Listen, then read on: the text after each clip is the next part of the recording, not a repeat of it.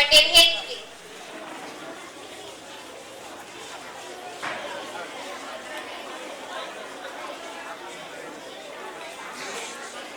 મારું નામ પટેલ શ્રી હરીશભાઈ છે। હું ધોરણ 6 માં અભ્યાસ કરું છું। હું આજે આપણા ભારત દેશના જવાનો વિશે જણાવીશ।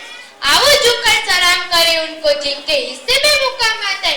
किस कदर खुशनसीब होते हैं वो लोग जिनके वतन के काम आता है। नमस्कार मित्रों, હું છું વેત્રી। આજે આપણે જે વિષય પર વાત કરવા જઈ રહ્યા છીએ, જે વિષય પર ચર્ચા કરવાની છે, એ છે આપણા ભારત દેશના જવાનો કે જીવે છે તો દેશ માટે અને બલિદાન આપે છે તો દેશ માટે। તમે સમજી જ ગયા હશો કે હું શું કહેવા માંગુ છું અને કોના વિશે વાત કરી રહી છું। હું વાત કરી રહી છું આપણા ભારત દેશના એવા વીર જવાન સૈનિકો વિશે કે જીવે છે તો દેશ માટે અને બલિદાન આપે છે તો દેશ માટે। સાહેબ, આજની આ સ્પીચ શરૂ કરતા પહેલા એક સવાલ છે, આપણામાં દેશભક્તિ કેવી અને કેટલી? શું આપણામાં દેશભક્તિ માત્ર દેખાવા જ માટે છે કે ભગતસિંહ, સુખદેવ, રાજગુરુ, ચંદ્રશેખર આઝાદ અને સુભાષચંદ્ર બોઝ જેવી છે કે જેને આ સૂત્ર આપ્યું હતું, तुम मुझे खून दो मैं तुम्हें आजादी दूंगा। साहेब, આવી હોય છે દેશભક્તિ અને આનું નામ કહેવાય દેશભક્તિ। આજે આપણે દેશભક્તિ વિશે વાત કરી રહ્યા છીએ તો હું એક કિસ્સો જરૂર સંભળાવવા માંગુ છું। જર્મનીના હિટલરે આપણા ભારત દેશના જાદુગર તરીકે ઓળખતા તેમજ મેજર ધ્યાનચંદ્રને ત્યાં બોલાવીને કહ્યું, આપ્યું છે તારા દેશે તને, તું આવી જા જર્મની, હું તને એર ચીફ માર્શલ બનાવી દઈશ।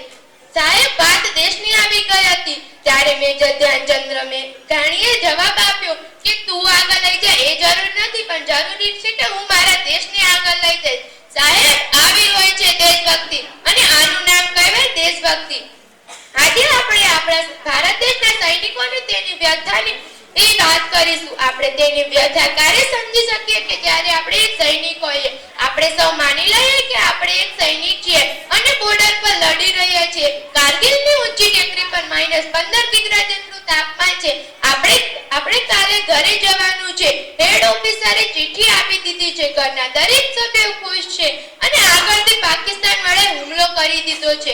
આપણા ઘરે કોઈ સંદેશો આપવા જાય છે કે તમે બોર્ડર પર લડતા લડતા શહીદ થઈ ગયા છો।